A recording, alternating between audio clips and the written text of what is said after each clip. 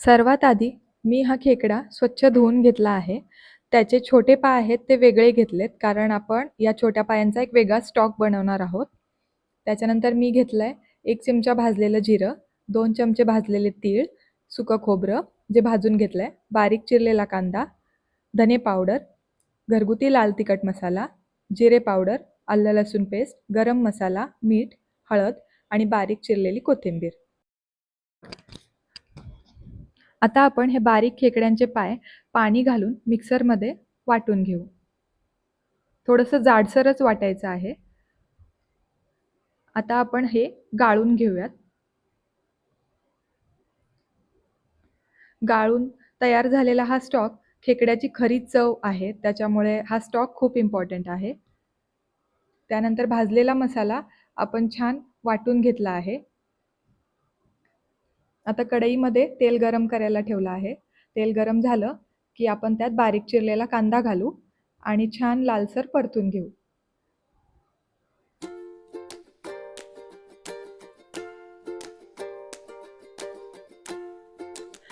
कांदा छान लालसर झाल्यावर त्यात वाटलेलं वाटण घालू आणि ते मिक्स करून घेऊ. आता त्याला थोडंसं तेल सुटलं की घेतलेले सगळे पावडर मसाले मिक्स करू आणि छान तेल सुटेपर्यंत परतून घेऊ. आता त्याच्यावर झाकण ठेवून एक 2-3 मिनिटं वाफ येऊ देऊ. वाफेवर आता या मसाल्याला छान तेल सुटलं आहे. आता याच्यामध्ये आपल्या खेकड्याचे मोठे पीस घालून परतून घेऊयात.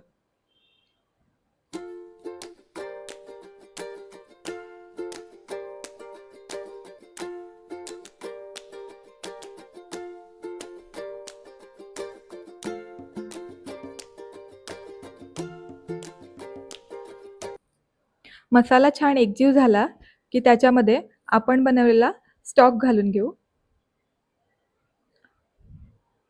आवश्यकतेनुसार गरम पाणी घालून रश्श्याची कन्सिस्टन्सी आपण बदलू शकतो.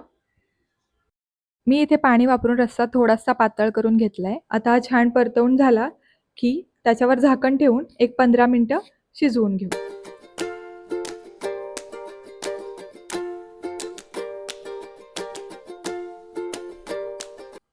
5 मिनिटांनी त्याच्यावर एक तर्री तयार व्हायला सुरुवात झाली आहे. 10 मिनिटांनंतर आपल्या रश्श्याला छान उकळी आली आहे. कोल्हापुरात विशेषतः आमच्या चंदगडमध्ये सर्दी झाली म्हटलं की खेकड्याचा रस्सा पी म्हणजे बरं वाटेल असं बोललं जातं. तुम्हीही नक्की ट्राय करून पहा. आता त्याच्यावर बारीक चिरलेली कोथिंबीर घालू आणि आणखी एक वाफ काढून घेऊ. ही रेसिपी नक्की ट्राय करून बघा आणि आवडली तर कमेंट्समध्ये सांगायला विसरू नका. असेच नवीन नवीन व्हिडिओ पाहत राहण्यासाठी माझ्या चॅनलला सबस्क्राईब करा, व्हिडिओला लाईक आणि शेअर करा. धन्यवाद.